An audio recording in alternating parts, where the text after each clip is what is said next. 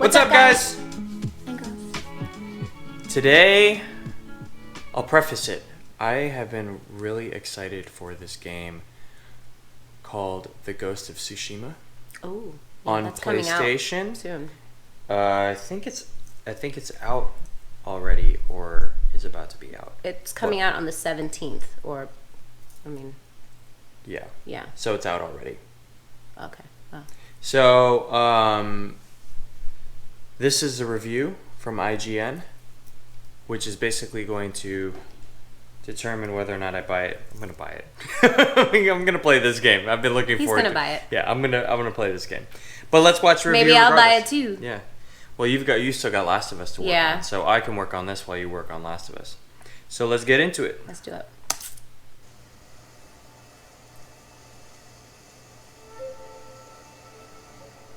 Ever since Assassin's Creed started leaping around in time and space, there has been a long-standing itch to see an open-world stealth action game set in feudal Japan. Consider that itch sufficiently scratched with Ghost of Tsushima. Oh boy. Sucker Punch's latest is an absolutely gorgeous adventure through one of history's most strikingly beautiful landscapes, which you get to liberate with one of the best blade-to-blade combat systems the genre has ever seen. There are some stumbles when it comes to stealth, enemy AI, and a few general minor frustrations, but for just about every moment where Ghost of Tsushima falters, there are plenty more where it soars. Nice. I love that they applied that quick samurai. That was really That's so cool. Ghost of Wait, Tsushima did he clean the blood off the sword? Fictional characters, but it's based on the Yeah, very real invasion of Japan by the Mongol Empire in 1274 that began on the island of Tsushima. You take control of Jin Sakai, capably acted by the man in the high castle's Daisuke Tsuji. He starts off as a samurai before a disastrous defeat quickly teaches him that perhaps the honorable but restrictive ways of the samurai code might not be enough to deal with this new existential threat. Ghost of Tsushima revolves around this inner conflict as Jin's formative teachings push up against his need to save his homeland at any cost. I've never seen a samurai fight like that. It takes a little while to really get going, but it's a compelling struggle, even if Jin himself isn't the most charismatic of protagonists. The English voice cast is great all around, though it's a shame that the excellent Japanese audio track comes off as a comparatively cheap dub with wildly mismatched lip flaps. It's not a huge issue, as it's still well worth playing in Japanese, especially to check out the black and white Kurosawa mode in all of its film grain glory. That's so cool. What isn't ever a bummer is the music, which seamlessly shifts from quiet and ambient shakuhachi flutes during stealth moments to thunderous taiko drums once blades start clashing. I mean, this is definitely graphics and everything is a lot better, but this reminds me of I forget which Mortal Kombat when they had the quest mode. You can go to dungeon to the dojo to dojo. Ghost of Tsushima's combat is like a witch's brew made with bits of the Batman Arkham series, the pre-Origins Assassin's Creeds, Sekiro Shadows Die Twice, and the entire library of Kurosawa films. And as witch's brews tend to be. So is the whole thing third person? From the outset, it's I like the way that the Arkham games play. Heavy attacks, the block button, the dodge button, etc. All stuff that will sound familiar. The glue, though, that holds this combat system together and allows it to remain interesting the whole way through is the addition of stances, each of which is suited to deal with a different weapon type. Also, Wind Stance can do this. Shawn Michaels would be proud. When it's at its best, combat in Ghost of Tsushima is fast, chaotic, tactical, and feels true to the fantasy of being a lone, hyper-skilled but outnumbered samurai. Awesome. The little touches also go a long way toward combat's exquisite feel, in addition to bringing a little bit of visual spectacle. You barely see the on-screen HUD, and the camera always stays really tight so you can get a close-up view of the action. Nice, I like that. Enemies have clear audio tells so that even if you can't see them, you know when to dodge or block. And fatal attacks often end like this. That's the last of them. It's over. But the most rewarding part is that there's no traditional level-based stat progression, which is great, and here's why.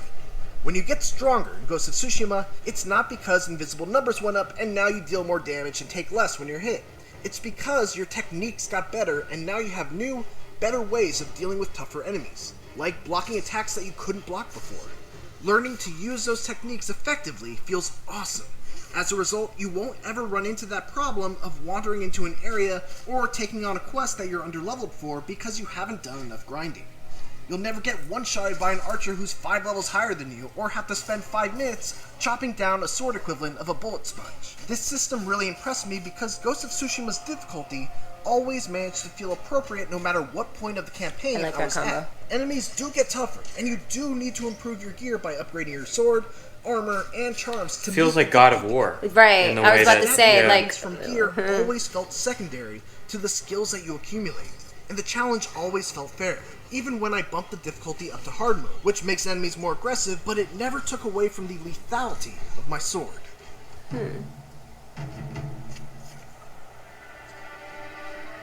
It's a good thing that the blade-to-blade combat in Ghost of Tsushima is so good, because Jin's ninja-inspired stealth does not hold up its end of the bargain. It works on a very basic level, but the real problems arise once you get spotted. Enemies just don't know how to handle it. Oh, you can see them behind the curtain? Yeah, it's like Assassin's Creed. What's going on? He's just assassinating everyone? It's like if you do anything other than just fight once you break stealth, the AI just throws up its hands and shrugs. Jin's stealth tools are also very rudimentary and don't allow you any sort of creativity that might make stealth a little more exciting. None of the flexibility and versatility of the melee combat is found in the stealth gameplay. Fortunately, Ghost of Tsushima offers a way to make going loud right out of the gate just as advantageous as picking off a handful of enemies unnoticed. And it does Maybe they'll so fix in that the in a best patch. possible way, Yeah. by staying true to its samurai cinema roots. I like At that the beginning of cinematic most combat aspect, encounters, you can trigger a standoff. It's very pretty. Which allows you to target one of your enemies in a classic showdown So where you've cool. got to wait for them to make a move to attack, and then strike with one of your own to take them down in one hit. You can even chain standoff streaks to take out more enemies. By the late game, I was taking 5 enemies out at the start of every fight. That's cool. Very cool. Of course, there is risk involved. If you lose, your health is drained to almost nothing, and you're surrounded by a bunch of angry men with sharp weapons. So it's an all-around fantastic mechanic that not only fits with the samurai theme, but also takes the fun but typically disastrous tactic of just waltzing in through the front gate of an enemy encampment and makes it potentially just as rewarding as stealthily clearing out That a would be bunch of so cool. guards. Just walk into a camp and just... Yeah, Like- clean everybody out. Open world games can often feature some of the most beautiful virtual landscapes there are. And Ghost of really Tsushima is right up there with the best of them. It may not quite meet the promise of its 2018 gameplay reveal trailer, but this is still a stunningly Still pretty gorgeous good. game Still pretty with good, great yeah. open world design. It takes care to not disturb the view with obstructive UI to point you towards locations of interest, and instead uses subtle cues to direct you. Side quests are more interesting than usual because there are actually several different types. The first and most common are your typical garden variety tasks called Tales of Tsushima. These really are good, baby. largely Killed that. forgettable, but at the very least they don't feel Albert like made me they're laugh, just eh? being churned out and used as padding. More often than not, they're thoughtful enough to take unexpectedly dark turns and occasionally present interesting gameplay scenarios that you won't see anywhere else. One level above that are the multi-part character-specific side quests that basically like that span the target. entire campaign. These quests serve to give each major character their own story arc and let them reflect an aspect of Jin's own journey. It's very interesting to see both how they develop and the impact they have on his own development. Some of the later ones are especially touching and deal with some pretty heavy subject matter. One in particular makes exceptional use of Ghost of Tsushima's scouting mechanic in a very clever and emotional way.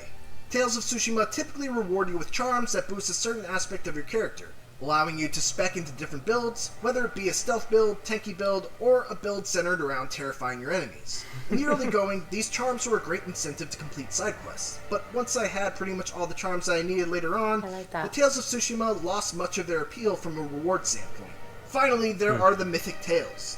These are epic side quests that are obtained by listening to a musician tell their story via these awesome animated Sumie cutscenes. Nice. The rewards are among the best you can get, but even without those incentives, these quests are still some of the best moments in all of Ghost of Tsushima. My favorite thing about exploration, though, and something that I especially appreciate as someone who's not typically big on collectibles, is that every major collectible has both a worthwhile reward and a fun mini-challenge tied to it. Whether it's the button-pressing challenge of the bamboo strikes, or the signature Sucker Punch-esque platforming sections leading to shrines. Oh, that's I was cool. always eager to seek them out. When Yeah, 'cause was I don't done, care I'd for look a New Game collectibles Plus, either. But there is But none. this is pretty so cool. post-game wise, there's not much to do outside of hunting collectibles and finishing up leftover side quests. Also, replaying from the start on either a harder difficulty or in Kurosawa mode is a little aggravating because you can't skip cutscenes. Finally, can we talk about photo mode for a second? I've been dying to talk about photo mode all review. Ghost of Tsushima's photo mode is one of the best I've ever seen, partially because the world is just so pretty, but also because of the unique touches that Sucker Punch added, like the ability to have animated background environments, or to add a large selection of particles like leaves, fireflies, or even songbirds. Awesome. My one disappointment is Jin's emotions, which, well, lack emotion. Kind of weird. Yeah.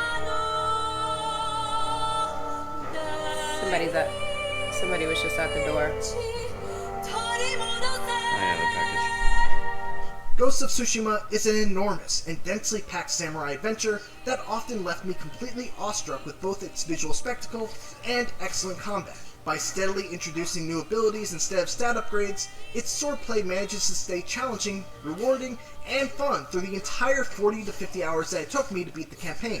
There pretty good are a amount of few time. areas Yeah. lacking in polish, especially when it comes to enemy AI and the stealth part of its stealth action split, but this is still an extraordinary open-world action-adventure game that solves several issues that have long gone Sounds like he's unaddressed gonna give in it the like an genre, 8.5 or while also something. being just an all-around 9. samurai slashing good time. We are samurai! Awesome.